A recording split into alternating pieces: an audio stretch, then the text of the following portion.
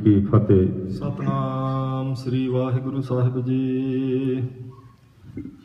एक ओंकार सतनाम करता पुरख निरभव निर्वैर अकाल मूरत जुनी सभंग गुर प्रसाद जप आद सच जुगाद सच है भी सच नानक होसी भी सच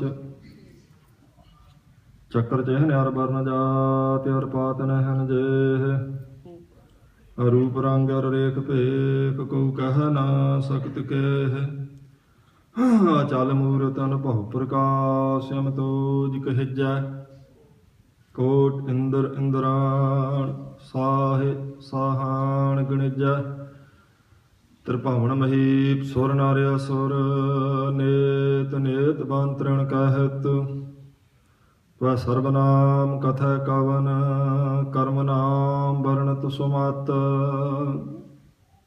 खालसा मेरो रूप है खास खालसे मैं हूँ करो निवास खालसा मेरो मुख है अंगा खालसे के हों साधु साधु संगा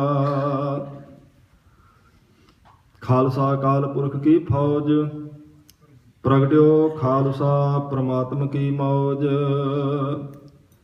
खालसा सो जो चढ़े तुरंग खालसा सो जो करे नित जंग खालसा सो शास्त्रन को धारै खालसा सोई मलेश को मारै खालसा सो शास्त्रन को धारै खालसा सोई मलेश को मारै। सतनाम श्री वाहिगुरु साहिब जी। राग सोठ वार महले चौथे की एक ओंकार सतगुर प्रसाद। श्लोक महला पहला सोठ सदा सुहावनी जे सच्चा मन होए दंदी मैल न कात मान जीभै सच्चा सोए सोरठ सदा सुहावनी जे सच्चा मन होए दंदी मैल न कात मान जीभै सच्चा सोए। वाहिगुरु जी का खालसा वाहिगुरु जी की फतेह। सतगुरु जी की साजी नवाजी परम सन्मान जो गुरु खालसा साध संगत जी। दीन दुनिया दे वाली चबर छत्र तख्त दे मालक मेहरां दे साईं करना निदान अंतरजामी सतगुरु श्री गुरु ग्रंथ साहब महाराज सच्चे पातशाह जी की अपार कृपालता हुई है। आप ओढ़ भागी जना ने गुरु साहब जी के पावन पित्र दरबार अंदर शाम के दीवाना की हाजरी भरी। गुरु सवारियां तो महाराज जी की अमृतमई बाणी के कीर्तन सरवण करके समा सफला किया है। जिवें आप सारिया संगतां नूं साध संगत जी पता है अज खालिस्तान का ऐलाननामा वो दिवस इत्थे मनाया जा रहा है। आप सारिया संगतां वल्लों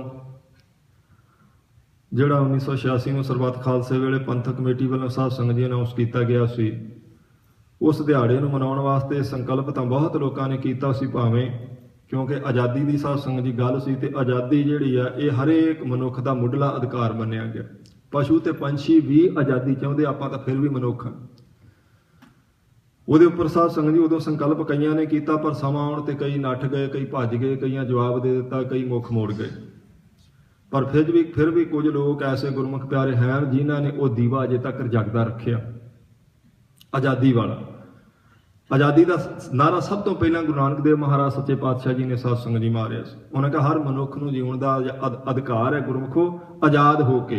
बाबर की कैद विचों गुरु नानक देव सच्चे पातशाह जी ने साध संगत जी सारे कैदी छुड़वाए सन उन्होंने आज़ादी दवाई। छेवें पातशाह जी ने ग्वालियर के किले विचों किन्ने वो राजपूत राजे सन पहाड़ी जिन्होंने महाराज जी ने बाहर कढ़वाया जिन्हों के जिउंदे निकलण की कोई आस ही नहीं सी। महाराज जी ने उन्होंने भी साध संगत जी आज़ाद करवाया। फिर संत बाबा जरनैल सिंह जी खालसा जी पिंडरावालियां दे वचन सन जिस दिन फौज परिक्रमा विच कदम रखेगी उस दिन खालिस्तान की नींह रखी जाएगी। ये वचन किए सन संतां ने। क्यों खालिस्तान की आपां नूं लोड़ पई? भावें उदों संतां ने आख्या असीं मंगदे नहीं पर जे सरकार देवेगी तो पहलियां वाली गलती नहीं करांगे लै लांगे। मंगदे क्यों नहीं? क्योंकि मंगदे असीं सिर्फ ये है भई सानूं बराबर दे शहरी बन के जीउण दा हक दिता जाए। ਸਾਡੇ ਵਾਸਤੇ ਵੀ ਉਹੀ ਸਾਰੇ ਕਾਨੂੰਨ ਹੋਣ ਜਿਹੜੇ ਬਹੁ ਗਿਣਤੀ ਵਾਸਤੇ ਹੈ। ਪਰ ਇਦਾਂ ਹੋਇਆ ਨਹੀਂ ਸਾਧ ਸੰਗਤ ਜੀ। ਜਿਸ ਦੇਸ਼ ਦੀ ਆਜ਼ਾਦੀ ਵਾਸਤੇ 97%, ਕੁਝ ਗੁਰਮੁਖ ਕਹਿੰਦੇ 93%, ਪਰ ਜਦੋਂ ਆਪਾਂ ਸਾਧ ਸੰਗਤ ਜੀ ਹਿੰਦਸੇ ਅੱਖਰ ਵੇਖਾਂਗੇ ਤੇ 97% ਕੁਰਬਾਨੀਆਂ ਦੇਣ ਵਾਲੀ ਸਿੱਖ ਕੌਮ ਜਿਹੜੀ ਹਿੰਦੁਸਤਾਨ ਨੂੰ ਆਜ਼ਾਦ ਕਰਵਾਉਂਦੀ ਹੈ। 1947 ਨੂੰ ਦੇਸ਼ ਆਜ਼ਾਦ ਹੁੰਦਾ ਤੇ 10 ਅਕਤੂਬਰ 1947 ਨੂੰ ਹੀ ਚੰਦੂ ਲਾਲ ਤ੍ਰਿਵੇਦੀ ਵੱਲੋਂ ਇੱਕ ਚਿੱਠੀ ਕੱਢ ਦਿੱਤੀ ਜਾਂਦੀ ਸਿੱਖਾਂ ਦੇ ਖਿਲਾਫ, ਬਈ ਇਹ ਜਰਾਇਮ ਪੇਸ਼ਾ ਲੋਕ ਨੇ, ਡਾਕੂ ਨੇ, ਚੋਰ ਨੇ, ਲਟੇਰੇ ਨੇ, ਇਹਨਾਂ ਉੱਪਰ ਨਜ਼ਰ ਰੱਖੀ ਜਾਏ। ਜਿਸ ਦਾ ਸਿੱਧਾ ਅਰਥ ਇਹ ਸੀ, ਸਾਰੇ ਡੀਸੀ ਜਿਹਨੂੰ ਇਹ ਪੱਤਰ ਪਹੁੰਚਾਇਆ ਗਿਆ ਸੀ, ਜਿਸ ਦਾ ਸਿੱਧਾ ਅਰਥ ਇਹ ਬਣਦਾ ਸੀ ਵੀ ਸਿੱਖਾਂ ਦੀ ਧੌਣ ਤੇ ਗੋਡਾ ਰੱਖੋ, ਇਹਨਾਂ ਨੂੰ ਪਤਾ ਲੱਗੇ। 1947 ਨੂੰ ਦੇਸ਼ ਆਜ਼ਾਦ ਕਰਵਾਇਆ। 5 ਲੱਖ ਤੋਂ ਉੱਪਰ ਤਾਂ ਵੰਡ ਵੇਲੇ ਸਾਧ ਸੰਗਤ ਜੀ ਸਿੱਖ ਮਾਰੇ ਗਏ ਸਨ। 25 ਲੱਖ ਤੋਂ ਉੱਪਰ ਐਸੇ ਸਨ ਜਿਨ੍ਹਾਂ ਨੂੰ ਆਪਣੇ ਘਰ ਪਰਿਵਾਰ ਜਾਇਦਾਦਾਂ ਸਾਧ ਸੰਗਤ ਜੀ ਛੱਡ ਕੇ ਆਉਣਾ ਪਿਆ ਜਦੋਂ ਆਜ਼ਾਦ ਹੋਇਆ ਦੇਸ਼। ਫਿਰ 1953 ਵਿੱਚ ਸਾਧ ਸੰਗਤ ਜੀ ਦੂਸਰੀ ਗੱਲ ਚੱਲੀ। 1955 ਵਿੱਚ ਪੰਜਾਬੀ ਸੂਬੇ ਦੀ ਮੰਗ ਸਿੱਖਾਂ ਨੇ ਉਠਾਈ ਸੀ, ਕਿਉਂਕਿ ਉਦੋਂ ਸਾਧ ਸੰਗਤ ਜੀ ਸ਼ਾਇਦ ਮੈਂ ਤਰੀਕ ਅੱਗੇ ਪਿੱਛੇ ਨਾ ਹੁੰਦੀ ਹੋਵੇ, ਪੰਜਾਬੀ ਸੂਬਿਆਂ ਵਾਸਤੇ ਉਦੋਂ ਇੱਕ ਕਮਿਸ਼ਨ ਬਣਿਆ ਸੀ ਹੱਦਬੰਦੀ ਵਾਸਤੇ। ਤੇ ਉਸ ਵੇਲੇ ਜਦੋਂ ਸਿੱਖਾਂ ਨੇ ਪੰਜਾਬੀ ਸੂਬੇ ਦੀ ਮੰਗ ਕੀਤੀ, ਇਹਦੇ ਉੱਪਰ ਪਾਬੰਦੀ ਲਾ ਦਿੱਤੀ ਗਈ। ਭਾਈ ਕੋਈ ਮੰਗ ਤਾਂ ਪੰਜਾਬੀ ਸੂਬਾ ਲੈਣਾ ਤਾਂ ਦੂਰ ਦੀ ਗੱਲ ਹੈ, ਮੰਗ ਵੀ ਨਹੀਂ ਸਕਦੇ ਤੁਸੀਂ ਪੰਜਾਬੀ ਸੂਬਾ। ਬੋਲੀ ਦੇ ਆਧਾਰ ਤੇ ਤੁਸੀਂ ਆਪਣਾ ਵੱਖਰਾ ਖਿੱਤਾ ਨਹੀਂ ਮੰਗ ਸਕਦੇ। ਹਾਲਾਂਕਿ ਪਹਿਲਾਂ ਇਹ ਵਾਅਦਾ ਕੀਤਾ ਗਿਆ ਸੀ ਵੀ ਤੁਹਾਨੂੰ ਇੱਕ ਵੱਖਰਾ ਖਿੱਤਾ ਦਿੱਤਾ ਜਾਵੇਗਾ ਜਿਸ ਵਿੱਚ ਸਿੱਖ ਵੀ ਆਜ਼ਾਦੀ ਦਾ ਨਿੱਘ ਮਾਣ ਸਕਣਗੇ, ਪਰ ਉਹ ਵਾਅਦਾ ਸਾਰਾ ਭੁੱਲ ਗਏ। ਪਾਬੰਦੀ ਲਾ ਦਿੱਤੀ ਗਈ। ਜੇ ਕੋਈ ਪੰਜਾਬੀ ਸੂਬਾ ਜਿੰਦਾਬਾਦ ਆਖੇਗਾ ਉਹਦੇ ਉੱਪਰ ਸਾਧ ਸੰਗਤ ਜੀ ਕੇਸ ਕਰ ਦਿੱਤਾ ਜਾਂਦਾ ਸੀ। ਪੰਜਾਬੀ ਸੂਬਾ ਜਿੰਦਾਬਾਦ ਹੀ ਇੱਕ 11 ਸਾਲ ਦੇ ਬੱਚੇ ਇੰਦਰਜੀਤ ਸਿੰਘ ਨੇ ਆਖ ਦਿੱਤਾ ਸੀ ਕਰਨਾਲ ਵਿੱਚ, ਤੇ ਉਹਨੂੰ ਮਾਰ ਕੇ ਸਾਧ ਸੰਗਤ ਜੀ ਖੂਹ 'ਚ ਸੁੱਟ ਦਿੱਤਾ ਗਿਆ। ਇੱਕ ਬੱਚੇ ਨੂੰ ਸਿਰਫ ਇੰਨੀ ਗੱਲ ਬਲੇ ਕਿ ਤੂੰ ਪੰਜਾਬੀ ਸੂਬਾ ਜਿੰਦਾਬਾਦ ਕਿਉਂ ਆਖਿਆ। ਜਿਨ੍ਹਾਂ ਨੇ ਪੰਜਾਬੀ ਸੂਬਾ ਮੁਰਦਾਬਾਦ ਦੇ ਨਾਅਰੇ ਲਾਏ, ਕੋਈ ਕੇਸ ਨਹੀਂ ਸੁਣਿਆ ਉੱਤੇ ਕੀਤਾ ਗਿਆ। 1955 ਵਿੱਚ ਅਸ਼ਵਨੀ ਕੁਮਾਰ DIG ਨੇ ਸਾਧ ਸੰਗਤ ਜੀ ਆਖਿਆ ਸੀ, ਜਦੋਂ ਕਿਉਂਕਿ ਸਿੱਖ ਪੰਜਾਬੀ ਸੂਬੇ ਦੀ ਮੰਗ ਕਰਦੇ ਪਏ ਸੀ, ਉਹਨੇ ਆਖਿਆ ਮੈਨੂੰ ਅਧਿਕਾਰ ਦਿੱਤੇ ਜਾਣ, ਮੈਂ ਦਬਾਵਾਂਗਾ ਇਹਨਾਂ ਦੀ ਮੰਗ ਨੂੰ। 1955 ਵਿੱਚ DIG ਅਸ਼ਵਨੀ ਕੁਮਾਰ ਫੌਜ ਲੈ ਕੇ ਗਿਆ ਸੀ ਸਾਧ ਸੰਗਤ ਜੀ ਉਦੋਂ ਦਰਬਾਰ ਸਾਹਿਬ ਵਿੱਚ। ਉੱਥੇ ਅਥਰੂ ਗੈਸ ਸੁੱਟੀ ਗਈ, ਸਿੱਖਾਂ ਨੂੰ ਕੁੱਟਿਆ ਮਾਰਿਆ ਗਿਆ, ਕਿੰਨੇ ਸਿੱਖਾਂ ਦੀ ਗ੍ਰਿਫਤਾਰੀ ਹੋਈ। ਤਾਂ 1955 ਨੇ ਸਾਧ ਸੰਗਤ ਜੀ ਭੀਮ ਸੈਨ ਸੱਚਰ ਨੇ ਆਣ ਕੇ ਫਿਰ ਮਾਫੀ ਮੰਗੀ ਸੀ ਦਰਬਾਰ ਸਾਹਿਬ ਇਹਨਾਂ ਦੇ ਆਉਣ ਕਰਕੇ, ਤੇ ਉਹ ਫਾਸ਼ੀਵਾਦੀ ਲੋਕਾਂ ਨੇ ਉਹਦੀ ਸਰਕਾਰ ਹੀ ਤੋੜ ਦਿੱਤੀ ਸੀ। ਤੇ ਤੈਨੂੰ ਕੀ ਲੋੜ ਪਈ ਸੀ ਮਾਫੀ ਮੰਗਣ ਦੀ, ਕਿਉਂਕਿ ਹੋ ਤਾਂ ਸਾਡੀ ਮਰਜ਼ੀ ਨਾਲ ਰਿਹਾ ਸਾਰਾ ਕੁਝ, ਫਿਰ ਤੂੰ ਮਾਫੀ ਕਿਸ ਗੱਲ ਦੀ ਮੰਗੀ।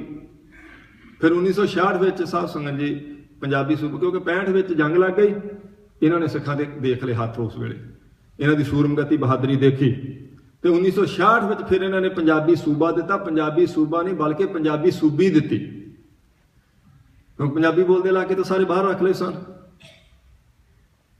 ਉਹਦੇ ਵਿੱਚੋਂ ਚੰਡੀਗੜ੍ਹ ਵੀ ਬਾਹਰ ਰੱਖ ਲਿਆ। ਜਿਹੜਾ ਸਿੱਖਾਂ ਦੀਆਂ ਜ਼ਮੀਨਾਂ ਤੇ ਘਰ ਉਜਾੜ ਕੇ ਚੰਡੀਗੜ੍ਹ ਵਸਾਇਆ ਗਿਆ, ਉਹ ਵੀ ਸਿੱਖਾਂ ਨੂੰ ਨਾਂ ਦਿੱਤਾ ਗਿਆ। ਪੁੱਛਦੇ ਨੇ ਕੁਝ ਲੋਕ ਵੀ ਖਾਲਿਸਤਾਨ ਬਿਨਾਂ ਤੁਹਾਡਾ ਸਰਦਾ ਨਹੀਂ, ਕਿਉਂ ਸਿੱਖ ਮੰਗਦੇ ਖਾਲਿਸਤਾਨ। ਤਾਂ ਮੈਂ ਥੋੜੀ ਜਿਹੀ ਬੇਨਤੀ ਕਰਦਾ ਪਿਆ ਭਈ ਜਿਹੜਾ ਸਿੱਖਾਂ ਦੀ ਜ਼ਮੀਨ ਉੱਤੇ ਚੰਡੀਗੜ੍ਹ ਵਸਾਇਆ ਗਿਆ ਸਿੱਖਾਂ ਨੂੰ ਬੇਘਰ ਕਰਕੇ, ਉਹ ਵੀ ਦੇਣ ਤੋਂ ਇਨਕਾਰ ਕਰ ਦਿੱਤਾ ਗਿਆ। ਬਾਕੀ ਪੰਜਾਬੀ ਬੋਲਦੇ ਇਲਾਕੇ ਵੀ ਸਾਰੇ ਬਾਹਰ ਕਰ ਲਏ ਗਏ। ਉਸ ਵੇਲੇ ਫਿਰ ਸਾਧ ਸੰਗਤ ਜੀ ਇਹਨੇ ਇੱਕ ਪੱਤਰ ਜਾਰੀ ਕੀਤਾ ਸੀ, ਜਿਸ ਵਿੱਚ ਸਿੱਖਾਂ ਉੱਤੇ ਹੋਰ ਪਾਬੰਦੀਆਂ ਲਾ ਦਿੱਤੀਆਂ ਗਈਆਂ। ਇਹ ਜਣਾ ਦਿੱਤਾ ਭਈ ਤੁਸੀਂ ਗੁਲਾਮ ਜੀ। 1973 ਵਿੱਚ ਅਖੀਰ ਅੱਕ ਕੇ ਸਰਦਾਰ ਕਪੂਰ ਸਿੰਘ ਨੇ ਸਾਧ ਸੰਗਤ ਜੀ ਅਨੰਦਪੁਰ ਸਾਹਿਬ ਦਾ ਮਤਾ ਲਿਖਿਆ ਸੀ। ਉਸ ਅਨੰਦਪੁਰ ਸਾਹਿਬ ਦੇ ਮਤੇ ਉੱਤੇ ਵੀ ਸਾਰੇ ਲੀਡਰਾਂ ਨੇ ਦਸਤਖਤ ਕੀਤੇ ਸਨ ਉਸ ਵੇਲੇ, ਭਾਵੇਂ ਬਾਅਦ 'ਚ ਹੌਲੀ ਹੌਲੀ ਮੁੱਕਰ ਗਏ। 1975 ਵਿੱਚ ਸਾਧ ਸੰਗਤ ਜੀ ਇੰਦਰਾ ਗਾਂਧੀ ਨੇ ਐਮਰਜੈਂਸੀ ਲਾ ਦਿੱਤੀ। ਸਿੱਖਾਂ ਨੇ ਐਮਰਜੈਂਸੀ ਦਾ ਵਿਰੋਧ ਕੀਤਾ, ਇਕੱਲੇ ਸਿੱਖਾਂ ਨੇ ਪੂਰੇ ਦੇਸ਼ ਵਿੱਚ ਵਿਰੋਧ ਕੀਤਾ ਐਮਰਜੈਂਸੀ ਦਾ। 1976 ਵਿੱਚ ਉਹਨੇ ਗੁੱਸੇ ਵਿੱਚ ਆਈ ਨੇ ਪਾਣੀ ਖੋਹ ਲਿਆ। 1977 ਵਿੱਚ ਉਹਦੀ ਹਾਰ ਹੋ ਗਈ। ਫਿਰ ਉਹਨੇ ਠਾਣ ਲਈ ਇਹ ਗੱਲ ਵੀ ਸਿੱਖਾਂ ਨੂੰ ਇਹਦਾ ਸਬਕ ਸਿਖਾਇਆ ਜਾਵੇਗਾ। 1978 ਵਿੱਚ ਫਿਰ ਉਹਨੇ ਨਿਰੰਕਾਰੀ ਖੜੇ ਕੀਤੇ, ਨਕਲੀ ਨਿਰੰਕਾਰੀ ਬਣਾ ਕੇ ਮਹਾਰਾਜ ਸੱਚੇ ਪਾਤਸ਼ਾਹ ਜੀ ਦੀ ਸ਼ਾਨ ਨੂੰ ਸਾਧ ਸੰਗਤ ਜੀ ਰੋਲਣ ਦਾ ਯਤਨ ਕੀਤਾ ਗਿਆ। ਸੰਤ ਬਾਬਾ ਜਰਨੈਲ ਸਿੰਘ ਜੀ ਖਾਲਸਾ ਜੀ ਦੀ ਅਗਵਾਈ ਵਿੱਚ ਜੋ ਸਿੱਖਾਂ ਨੇ 7 ਮਾਰਚ ਕੱਢਿਆ ਰੋਸ ਉਹਨਾਂ ਨੂੰ ਰੋਕਣ ਵਾਸਤੇ, ਤੇ ਸਤਨਾਮ ਵਾਹਿਗੁਰੂ ਦਾ ਜਾਪ ਕਰਦੀਆਂ ਸਿੱਖ ਸੰਗਤਾਂ ਤੇ ਅੰਨ੍ਹੇਵਾਹ ਫਾਇਰਿੰਗ ਕੀਤੀ ਗਈ। 13 ਸਿੰਘ ਉੱਥੇ ਚਿੱਟੇ ਦਿਨ ਸੂਰਜ ਦੀ ਧੁੱਪ ਵਿੱਚ ਸ਼ਹੀਦ ਕਰ ਦਿੱਤੇ ਗਏ। 150 ਤੋਂ ਉੱਪਰ ਜ਼ਖਮੀ ਹੋਏ। 3 ਘੰਟੇ ਉਹਦਾ ਸਮਾਗਮ ਚੱਲੀ ਗਿਆ, ਫਿਰ ਵੀ ਸਿੱਖਾਂ ਦੀਆਂ ਲਾਸ਼ਾਂ ਪਈਆਂ ਉੱਥੇ ਸਮਾਗਮ ਵਾਲੀ ਥਾਂ ਤੇ। ਗੋਲਬਾਗ ਅੰਮ੍ਰਿਤਸਰ ਦੀ ਧਰਤੀ ਤੇ। ਇਹ ਦੱਸ ਦਿੱਤਾ ਗਿਆ ਵੀ ਤੁਸੀਂ ਗੁਲਾਮ ਜੇ। ਸਿੱਖਾਂ ਦੇ ਸਰੀਰ ਉੱਥੇ ਪਏ ਨੇ ਸ਼ਹੀਦ ਹੋਇਆਂ ਦੇ, 3 ਘੰਟੇ ਉਹਨੇ ਆਪਣਾ ਸਮਾਗਮ ਕੀਤਾ। ਫਿਰ ਵੀ ਸਰਕਾਰ ਦੀ ਛਤਰ ਛਾਇਆ ਹੇਠ ਸਾਧ ਸੰਗਤ ਜੀ ਉਹਨੂੰ ਪੰਜਾਬੋਂ ਬਾਹਰ ਕੱਢਿਆ ਗਿਆ, ਉਹਦਾ ਮੁਕੱਦਮਾ ਤਬਦੀਲ ਕੀਤਾ ਗਿਆ ਅੰਮ੍ਰਿਤਸਰ ਤੋਂ ਕਰਨਾਲ। ਸਾਰੇ ਦੇ ਸਾਰੇ ਬਰੀ ਕਰ ਦਿੱਤੇ ਗਏ ਉਹ ਬੰਦੇ। ਇਹ ਜਣਾ ਦਿੱਤਾ ਗਿਆ ਭਾਈ ਤੁਸੀਂ ਸਾਡੇ ਗੋਡੇ ਥੱਲੇ ਜੇ, ਕੋਈ ਮੰਗ ਤੁਹਾਡੀ ਨਹੀਂ ਮੰਨੀ ਜਾਵੇਗੀ। 1981 ਵਿੱਚ ਮਹਾਂਪੁਰਸ਼ਾਂ ਨੇ ਇੱਕ ਮੰਗ ਰੱਖੀ ਸੀ ਵੀ ਅੰਮ੍ਰਿਤਸਰ ਸ਼ਹਿਰ ਨੂੰ ਪਵਿੱਤਰ ਸ਼ਹਿਰ ਦਾ ਦਰਜਾ ਕਰਾਰ ਦਿੱਤਾ ਜਾਵੇ। ਪਵਿੱਤਰ ਸ਼ਹਿਰ ਤਾਂ ਕਿਹਨੇ ਮੰਨਣਾ ਸੀ? ਉੱਥੇ ਕੁਝ ਫਾਸ਼ੀਵਾਦੀ ਲੋਕਾਂ ਨੇ ਉਸ ਜਲੂਸ ਕੱਢੇ, ਡੰਡਿਆਂ ਦੇ ਉੱਪਰ ਸਿਗਰਟਾਂ ਦੀਆਂ ਬੀੜੀਆਂ ਬੰਨੀਆਂ ਗਈਆਂ ਤੇ ਉਹਨੇ ਆਖਿਆ ਸੀ ਸਿਗਰਟ ਬੀੜੀ ਪੀਏਂਗੇ ਹਮ ਸ਼ਾਨ ਸੇ ਜੀਏਂਗੇ। ਇਦਾਂ ਦੇ ਨਾਰੇ ਲਾਏ ਗਏ ਅੰਮ੍ਰਿਤਸਰ ਦੀ ਧਰਤੀ ਤੇ। ਅੱਜ ਤੱਕ ਉਸ ਸ਼ਹਿਰ ਨੂੰ ਪਵਿੱਤਰ ਸ਼ਹਿਰ ਦਾ ਦਰਜਾ ਨਹੀਂ ਦਿੱਤਾ। ਇਹ ਗੱਲਾਂ ਮਹਾਂਪੁਰਸ਼ਾਂ ਨੇ ਆਖੀਆਂ ਸੀ ਨਾ। ਉਹਨਾਂ ਕਿਹਾ ਮੇਰੀ ਕੋਈ ਇੱਕ ਵੀ ਗੱਲ ਦਲੀਲ ਨਾਲ ਝੂਠੀ ਕਰ ਦੇਵੇ, ਮੈਂ ਤਖ਼ਤ ਸਾਹਿਬ ਤੇ ਖੜ ਕੇ ਕਹਿਣਾ ਆਪਣਾ ਸਿਰ ਵੱਢ ਕੇ ਸੰਗਤਾਂ ਦੇ ਚਰਨਾਂ 'ਚ ਰੱਖ ਦਾਂਗਾ। ਇਹ ਸੰਤਾਂ ਦੇ ਬਚਨ ਸੀ। ਉਹਨਾਂ ਨੇ ਕੀ ਗੱਲਾਂ ਦੱਸੀਆਂ ਸਨ, ਜਿਨ੍ਹਾਂ ਵਿੱਚੋਂ ਇੱਕ ਇਹ ਸੀ ਵੀ ਅੱਜ ਤੱਕ ਕਿਸੇ ਵੀ ਆਪਣੇ ਧਾਰਮਿਕ ਸ਼ਹਿਰ ਨੂੰ ਪਵਿੱਤਰ ਸ਼ਹਿਰ ਦਾ ਦਰਜਾ ਕਰਾਰ ਦਿਵਾਉਣ ਵਾਸਤੇ ਕਿਸੇ ਇੱਕ ਵੀ ਹਿੰਦੂ ਨੇ 1 ਘੰਟੇ ਦੀ ਕੈਦ ਕੱਟੀ ਹੋਵੇ ਤਾਂ ਦੱਸੋ। ਆਪਣੇ ਧਾਰਮਿਕ ਸਥਾਨਾਂ ਦੇ ਨਾਂ ਤੇ ਗੱਡੀਆਂ ਦੇ ਨਾਮ ਰਖਾਉਣ ਵਾਸਤੇ ਕਿਸੇ ਹਿੰਦੂ ਨੇ ਇੱਕ ਘੰਟੇ ਦੀ ਅੱਜ ਤੱਕ ਕੈਦ ਕੱਟੀ ਹੋਵੇ ਤਾਂ ਦੱਸੋ। 28 ਗੱਡੀਆਂ ਉਹਨਾਂ ਦੇ ਧਾਰਮਿਕ ਸਥਾਨਾਂ ਦੇ ਨਾਂ ਤੇ ਚੱਲਦੀਆਂ ਨੇ। 28 ਗੱਡੀਆਂ। ਸਿਰਫ ਇੱਕ ਗੱਡੀ ਦੀ ਮੰਗ ਕੀਤੀ ਸੀ ਭਾਈ ਗੋਲਡਨ ਟੈਂਪਲ ਦੇ ਨਾਂ ਤੇ, ਹਰਮੰਦਰ ਸਾਹਿਬ ਦੇ ਨਾਂ ਤੇ, ਸੱਚਖੰਡ ਦੇ ਨਾਂ ਤੇ ਇੱਕ ਟ੍ਰੇਨ ਕੱਢ ਦਿੱਤੀ ਜਾਏ। ਚਾਲੂ ਕਰ ਦਿੱਤੀ ਗਈ ਸਿੱਖਾਂ ਦਾ ਰੋਸ ਦੇਖ ਕੇ। ਅੰਮ੍ਰਿਤਸਰ ਤੋਂ ਚੱਲੀ, ਉਹਦੇ ਉੱਪਰ ਲਿਖਿਆ ਸੀ ਸੱਚਖੰਡ ਐਕਸਪ੍ਰੈਸ। ਜਦੋਂ ਉਧਰੋਂ ਵਾਪਸ ਆਈ ਸਾਰੀਆਂ ਤਖਤੀਆਂ ਲਾ ਲਈਆਂ ਸਨ, ਨਹੀਂ ਚੱਲਣ ਦਿੱਤੀ ਮੁੜ ਕੇ। ਜਿਨ੍ਹਾਂ ਨੇ ਮੰਗੇ 28 ਭਾਈ ਦੂਰਦਰਸ਼ਨ ਤੇ ਆਪਣਾ ਆਕਾਸ਼ਬਾਣੀ ਤੇ ਲਾਈਵ ਜਿਹੜਾ ਗੁਰਬਾਣੀ ਦਾ ਕੀਰਤਨ ਹਰਮੰਦਰ ਸਾਹਿਬ ਚੋਂ ਤੇ ਇਜਾਜ਼ਤ ਦਿੱਤੀ ਜਾਵੇ ਕਿ ਸਾਰੀਆਂ ਸਿੱਖ ਸੰਗਤਾਂ, ਕਿਉਂਕਿ ਉਹ ਮਹਾਰਾਜ ਗੁਰੂ ਰਾਮਦਾਸ ਸੱਚੇ ਪਾਤਸ਼ਾਹ ਦਾ ਸਥਾਨ ਤੇ ਕੀਰਤਨ ਤਾਂ ਫਿਰ ਸਰਬੱਤ ਦੇ ਭਲੇ ਲਈ ਆ ਨਾ, ਮਨਾਂ ਦੀ ਸ਼ਾਂਤੀ ਵਾਸਤੇ ਆ। ਇਹ ਤਾਂ ਹੱਦਬੰਦੀਆਂ ਨਹੀਂ ਕਿ ਸਿੱਖਾਂ ਵਾਸਤੇ ਹੀ ਆ। ਉਹ ਵੀ ਸਾਧ ਸੰਗਤ ਦੀ ਮੰਗ ਨਹੀਂ ਸੀ ਮੰਨੀ ਗਈ। 1982 ਵਿੱਚ ਹੋਈਆਂ ਏਸ਼ੀਆਈ ਖੇਡਾਂ ਤੇ ਸਿੱਖਾਂ ਨੂੰ ਇੰਨਾ ਜਲੀਲ ਕੀਤਾ ਗਿਆ ਏਸ਼ੀਆਈ ਖੇਡਾਂ ਸਮੇਂ। ਕਿਸੇ ਵੀ ਦਾੜੇ ਕੇਸ ਤੇ ਦਸਤਾਰ ਵਾਲੇ ਨੂੰ ਸਾਧ ਸੰਗਤ ਜੀ ਏਸ਼ੀਆਈ ਖੇਡਾਂ ਵਿੱਚ 1982 ਵਿੱਚ ਜਾਣ ਨਹੀਂ ਸੀ ਦਿੱਤਾ। ਇੱਕ ਵੀ ਦਸਤਾਰ ਵਾਲਾ ਅੰਦਰ ਨਹੀਂ ਜਾਣ। ਇੱਥੋਂ ਤੱਕ ਭਾਈ ਜਿਹੜੇ ਫੌਜ ਦੇ ਰਿਟਾਇਰ ਜਨਰਲ ਤੇ ਕਰਨਲ ਸਾਧ ਸੰਗਤ ਜੀ, ਉਹਨਾਂ ਨੇ ਆਖਿਆ ਅਸੀਂ ਤਾਂ ਸਾਰੀ ਉਮਰ ਸਰਕਾਰ ਦੀ ਸੇਵਾ ਕੀਤੀ ਹੈ, ਚੱਲੇ ਵੀ ਕਿਸੇ ਹੋਰ ਕੰਮ ਹੈ। ਹਰਿਆਣੇ ਰੋਕ ਲਏ ਗਏ ਸਨ ਸਾਧ ਸੰਗਤ ਜੀ ਸਾਰੇ। ਕਿਸੇ ਸਿੱਖ ਨੂੰ ਅੱਗੇ ਨਹੀਂ ਸੀ ਲੰਘਣ ਦਿੱਤਾ ਗਿਆ। 1984 ਵਿੱਚ ਅਟੈਕ ਹੋ ਗਿਆ। ਉਸ ਅਟੈਕ ਦਾ ਜਦੋਂ ਪ੍ਰਤੀਕਰਮ ਹੋਇਆ ਤੇ ਸਰਦਾਰ ਬੇਅੰਤ ਸਿੰਘ ਨੇ, ਸਤਵੰਤ ਸਿੰਘ ਨੇ ਇੰਦਰਾ ਗਾਂਧੀ ਮਾਰ ਦਿੱਤੀ। ਫਿਰ ਉਹਨਾਂ ਨੇ ਸਾਧ ਸੰਗਤ ਜੀ ਉਹ 10,000 ਤੋਂ ਉੱਪਰ 3 ਦਿਨਾਂ ਵਿੱਚ ਜਿਹੜਾ ਕਤਲੇਆਮ ਕੀਤਾ ਦਿੱਲੀ ਦੀਆਂ ਗਲੀਆਂ ਵਿੱਚ। ਅੱਜ ਤੱਕ ਸਿੱਖ ਲੱਭਦੇ ਫਿਰਦੇ ਕਿ ਉਹਦਾ ਕੋਈ ਇਨਸਾਫ ਮਿਲ ਜੇ। 30 ਸਾਲ ਤੋਂ ਉੱਪਰ ਦਾ ਸਮਾਂ ਹੋ ਗਿਆ। ਲੋਕ ਪੁੱਛਦੇ ਖਾਲਿਸਤਾਨ ਦੀ ਗੱਲ ਕਿਉਂ ਕਰਦੇ ਪਈ, ਕੀ ਪਰੇਸ਼ਾਨੀ ਦੱਸੋ ਤੁਹਾਨੂੰ ਸਿੱਖਾਂ ਨੂੰ। ਸਿੱਖਾਂ ਨੂੰ ਇਹ ਜਣਾ ਦਿੱਤਾ ਗਿਆ ਭਾਈ ਤੁਸੀਂ ਬਗਾਨੇ ਜੇ ਇਸ ਦੇਸ਼ ਵਿੱਚ। ਪੰਛੀ ਵੀ ਆਪਣਾ ਆਲਣਾ ਬਣਾ ਲੈਂਦੇ ਨੇ, ਆਪਣਾ ਘਰ ਬਣਾਉਂਦੇ ਆ ਜਿੱਥੇ ਉਹਨਾਂ ਨੇ ਰਹਿਣਾ ਹੋਵੇ। ਕਲਗੀਧਰ ਪਾਤਸ਼ਾਹ ਜੀ ਦੀ ਸਾਧ ਸੰਗਤ ਜੀ ਇਹ ਮਾਰਸ਼ਲ ਕੌਮ ਹੋਵੇ, ਇਹਦਾ ਆਪਣਾ ਘਰ ਹੀ ਕੋਈ ਨਾ ਹੋਵੇ। ਤੇ ਫਿਰ ਜਿੱਥੇ ਰਹਿ ਰਹੇ ਨੇ, ਜਿਸ ਦੇਸ਼ ਦੀ ਧਰਤੀ ਲਈ ਇਹਨਾਂ ਨੇ ਚੱਪੇ ਚੱਪੇ ਤੇ ਸਾਧ ਸੰਗਤ ਜੀ ਆਪਣੇ ਖੂਨ ਨਾਲ ਉਹਨੂੰ ਆਜ਼ਾਦ ਕਰਵਾਉਣ ਲਈ ਧਰਤੀ ਨੂੰ ਰੰਗਿਆ, ਉਸ ਧਰਤੀ ਉੱਤੇ ਇਹਨਾਂ ਨੂੰ ਸੁੱਖ ਦਾ ਸਾਹ ਨਹੀਂ ਕਦੀ ਲੈਣ ਦਿੱਤਾ ਗਿਆ। ਲੋਕ ਪੁੱਛਦੇ ਕਿਉਂ ਕਰਦੇ ਜੀ ਖਾਲਿਸਤਾਨ ਦੀ ਗੱਲ। ਬੜਾ ਸੋਹਣਾ ਕਿਸੇ ਵਿਦਵਾਨ ਨੇ ਲਿਖਿਆ, ਉਹ ਕਹਿੰਦੇ ਹਿੰਦੁਸਤਾਨੀਓ ਸਦਾ ਇਸ ਜੱਗ ਉੱਤੇ ਸਿੱਖਾਂ ਜਾਏ ਨਹੀਂ ਤੁਹਾਨੂੰ ਯਾਰ ਲੱਭਣੇ, ਸਿੱਖਾਂ ਜਾਏ ਨਹੀਂ ਤੁਹਾਨੂੰ ਭਰਾ ਲੱਭਣੇ, ਸਿੱਖਾਂ ਜਾਏ ਨਹੀਂ ਤੁਹਾਨੂੰ ਵਫਾਦਾਰ ਲੱਭਣੇ। ਜਿੱਥੇ ਮਰਜ਼ੀ ਚੱਲ ਜਿਓ, ਸਿੱਖ ਉਹ ਕੌਮ ਹੈ ਜੇ ਇਹਨਾਂ ਨਾਲ ਭਰਾਵਾਂ ਵਾਲਾ ਸਲੂਕ ਕੀਤਾ ਜਾਵੇ, ਆਪ ਅੱਗੇ ਡਹਿ ਕੇ ਮੌਤ ਨੂੰ ਮਾਸੀ ਕਹਿ ਲੈਣਗੇ ਤੇ ਬਚਾਉਣਗੇ ਪਰ ਇਹਨੂੰ। ਸਿੱਖਾਂ ਜਾਏ ਨਹੀਂ ਤੁਹਾਨੂੰ ਭਰਾ ਲੱਭਣੇ, ਸਿੱਖਾਂ ਜਾਏ ਨਹੀਂ ਤੁਹਾਨੂੰ ਵਫਾਦਾਰ ਲੱਭਣੇ, ਲਹੂ ਦੇਸ਼ ਦੀ ਤੁਹਾਡੇ ਤੋਂ ਵੱਧ ਡੋਲਣ। ਸਿੱਖਾਂ ਜਾਏ ਨਹੀਂ ਹਿੱਸੇਦਾਰ ਲੱਭਣੇ, ਪੁੱਤ ਆਪ ਵਾਰਨ ਰਾਜ ਦੇਣ ਤੁਹਾਨੂੰ, ਇਹੋ ਜਿਹੇ ਕਮਲੇ ਨਹੀਂ ਤੁਹਾਨੂੰ ਸਰਦਾਰ ਲੱਭਣੇ। ਹੱਕਾਂ ਢਾਹ ਕੇ ਸਰਹੱਦਾਂ ਤੇ ਹੋਣ ਖੜੇ, ਐਸੇ ਸੂਰਮੇ ਨਹੀਂ ਪਹਿਰੇਦਾਰ ਲੱਭਣੇ। ਹਿੰਦੁਸਤਾਨੀ ਨੂੰ ਇਸ ਜੱਗ ਉੱਤੇ ਸਿੱਖਾਂ ਜਾਏ ਨਹੀਂ ਤੁਹਾਨੂੰ ਯਾਰ ਲੱਭਣੇ। ਪਰ ਫਿਰ ਵੀ ਸਾਧ ਸੰਗਤ ਜੀ 30 ਸਾਲ ਤੋਂ ਕਮਿਸ਼ਨ ਬੈਠੇ ਜਾਣ, ਉੱਠਣ ਕਮਿਸ਼ਨ ਬਿਠਾਲ ਦਿੱਤਾ ਜਾਵੇ, ਉਠਾਲ ਦਿੱਤਾ ਜਾਵੇ ਤੇ ਇਨਸਾਫ ਦੇ ਨਾਂ ਤੇ ਸਿਰਫ ਗੱਲਾਂ ਬਾਤਾਂ ਹੋਣ, ਹੋਰ ਕੁਝ ਨਾ ਹੋਇਆ ਹੋਵੇ। ਫਿਰ ਸੋਚਣਗੇ ਨਾ ਸਿੱਖ ਵੀ ਅਸੀਂ ਇਸ ਦੇਸ਼ 'ਚ ਬਗਾਨੇ ਭਾਈ। ਹਾਂ, ਇਹ ਵੱਖਰੀ ਗੱਲ ਹੈ ਜਾਂ ਤਾਂ ਇਹ ਗੱਲ ਉਹ ਕਰ ਸਕਦਾ ਜਿਸ ਦੇ ਅੰਦਰ ਕੌਮ ਦਾ ਦਰਦ ਹੋਵੇ, ਤੇ ਜਾਂ ਉਹ ਕਰੇਗਾ ਜਿਹਨੂੰ ਥੋੜਾ ਜਿਹਾ ਸੇਕ ਲੱਗਾ ਹੋਵੇ। ਜਿਹਨੂੰ ਸੇਕ ਵੀ ਨਹੀਂ ਕੋਈ ਲੱਗਾ ਤੇ ਕੌਮ ਦਾ ਪੰਥ ਦਾ ਦਰਦ ਕੋਈ ਨਹੀਂ, ਉਹਦੇ ਵਾਸਤੇ ਇਹ ਬੇਲੋੜੀ ਗੱਲ ਹੈ ਕਿ ਐਵੇਂ ਸਿੱਖਾਂ ਵਾਲਾ ਪਾਈ ਜਾਂਦੇ, ਐਵੇਂ ਬੋਲੇ ਜਾਂਦੇ। ਜਿਹਨੂੰ ਸੇਕ ਲੱਗਾ ਜਾਂ ਤਾਂ ਉਹਨੂੰ ਪੁੱਛੋ, ਜਾਂ ਫਿਰ ਸਾਧ ਸੰਗਤ ਜੀ ਦੇ ਅੰਦਰ ਦਰਦ ਹੈ ਉਹਦਾ ਅੰਦਰ ਹੁੰਦਾ।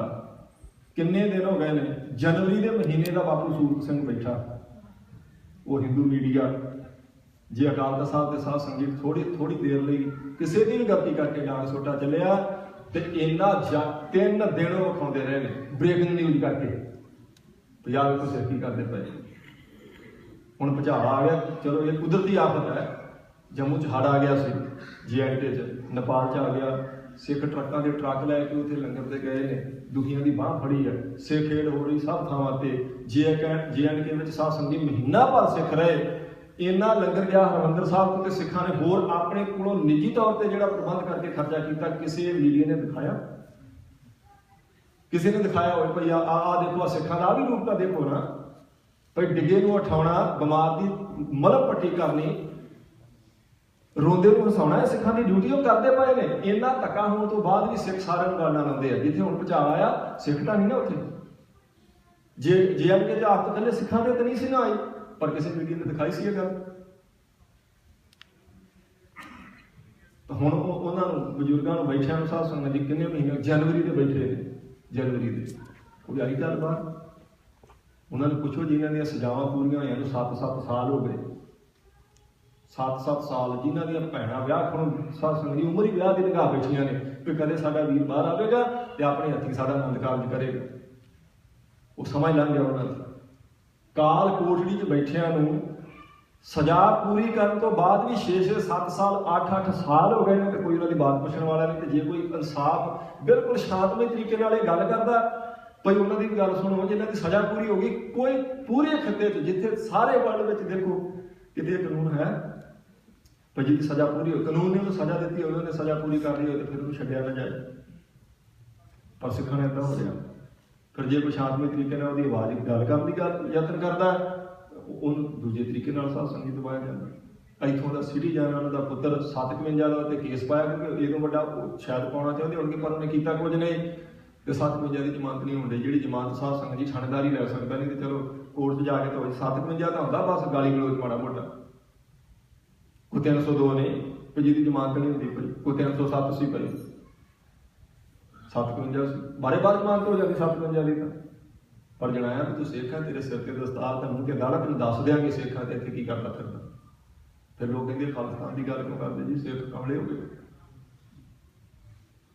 ਹਾਂ, ਇਹ ਵੱਖਰੀ ਗੱਲ ਹੈ, ਮੈਂ ਬੇਨਤੀ ਕੀਤੀ। ਫਿਰ ਵੀ ਉਹ ਧੰਦਾ ਦੇ ਯੋਗ ਨੇ ਜਿਨ੍ਹਾਂ ਨੇ ਇਹ ਦੀਵਾ ਜਗਦਾ ਰੱਖਿਆ ਅਜੇ ਤੱਕ। ਘੱਟੋ ਘੱਟ ਇਹ ਤਾਂ ਦੱਸ ਹੀ ਰਹੇ ਨਾ ਵੀ ਬੇਇਨਸਾਫੀ ਹੋ ਰਹੀ ਪਈ ਸਿੱਖਾਂ ਨਾਲ। ਉਹ ਦਿਨ ਸਾਧ ਸੰਗਤ ਜੀ, ਉਹ ਐਲਾਨਨਾਮਾ ਜਿਹੜਾ ਪੰਥਕ ਕਮੇਟੀ ਨੇ ਉਸ ਵੇਲੇ 1986 ਵਿੱਚ ਸਰਬੱਤ ਖਾਲਸੇ ਵੇਲੇ ਕੀਤਾ ਸੀ, ਉਹ ਆਪ ਗੁਰਮੁਖਾਂ ਪਿਆਰਿਆਂ ਨੇ ਉਸ ਦਿਨ ਨੂੰ ਮਨਾਉਣ ਵਾਸਤੇ ਅੱਜ ਯਤਨ ਕੀਤਾ। ਤਾਂ ਥੋੜੀ ਜਿਹੀ ਬੇਨਤੀ ਕੀਤੀ, ਮਰਿਆਦਾ ਪੂਰੀ ਕਰਨ ਲਈ ਆਪਾਂ ਜਿਹੜੇ ਬਾਕੀ 5 ਮਿੰਟ ਬਚਦੇ ਉਹਦੇ ਵਿੱਚ ਪੌੜੀ ਗੁਰੂ ਰਾਮਦਾਸ ਸੱਚੇ ਪਾਤਸ਼ਾਹ ਜੀ ਦੀ ਜਿਹੜੀ ਸਾਧ ਸੰਗਤ ਜੀ ਉਹਦਾ ਆਖਰੀ ਅਰਥ ਕਰਕੇ ਫਿਰ ਆਪਾਂ ਫਤਿਹ ਬੁਲਾ ਦੇਣੀ। ਅਗਲੀ ਕਾਰਵਾਈ ਗੁਰਮੁਖ ਪਿਆਰੇ ਆਪ ਜੀ ਨੂੰ ਦੱਸਣਗੇ। ਭਾਈ ਭੁਪਿੰਦਰ ਸਿੰਘ ਹੋਰੀ ਸੋਠ ਰਾਗ ਦੀ ਵਾਰ ਚੱਲਦੀ ਪਈ ਹੈ, ਜਿਸ ਦੀ ਕਥਾ ਆਪਾਂ ਰੋਜ਼ ਸਾਧ ਸੰਗਤ ਜੀ ਕਰਦੇ ਹਾਂ। ਤੁਸੀਂ ਸੁਣਦੇ ਜੇ ਪ੍ਰੇਮ ਨਾਲ ਲੜੀ ਵਾਰ। ਸ਼ਲੋਕ ਇੱਕ ਗੁਰੂ ਨਾਨਕ ਦੇਵ ਮਹਾਰਾਜ ਜੀ ਦਾ, ਜਿਸ ਦੀ ਆਪਾਂ ਵਿਆਖਿਆ ਕੀਤੀ, ਚੌਥੇ ਪਾਤਸ਼ਾਹ ਜੀ ਦਾ ਕੱਲ੍ਹ ਜਿਸ ਦੀ ਵਿਆਖਿਆ ਕੀਤੀ ਸੀ। ਚੌਥੇ ਪਾਤਸ਼ਾਹ ਜੀ ਦੀ ਹੀ ਉਚਾਰਨ ਕੀਤੀ ਹੋਈ ਪੌੜੀ ਹੈ, ਜਿਸ ਦੇ ਅਖਰੀ ਦੇ ਅਰਥ ਆਪਾਂ ਕਰਾਂਗੇ। ਪੌੜੀ ਤੂੰ ਆਪੇ ਸ੍ਰਿਸ਼ਟ ਕਰਤਾ ਸਿਰਜਣਹਾਰਿਆ। ਧੰਨ ਗੁਰੂ ਰਾਮਦਾਸ ਮਹਾਰਾਜ ਕਹਿੰਦੇ ਨੇ, ਇਹ ਅਕਾਲ ਪੁਰਖ ਵਾਹਿਗੁਰੂ ਤੂੰ ਸ੍ਰਿਸ਼ਟੀ ਦਾ ਕਰਤਾ ਹੈ। ਹਰ ਵਸਤੂ ਦਾ ਹੀ ਸਾਧ ਸੰਗਤ ਜੀ, ਠੋਸ ਵਸਤੂ ਜਿਹੜੀ ਅੱਖਾਂ ਨਾਲ ਨਜ਼ਰੀ ਪੈਂਦੀ ਹੈ ਨਾ, ਉਹਦਾ ਕੋਈ ਨਾ ਕੋਈ ਕਰਤਾ ਹੁੰਦਾ।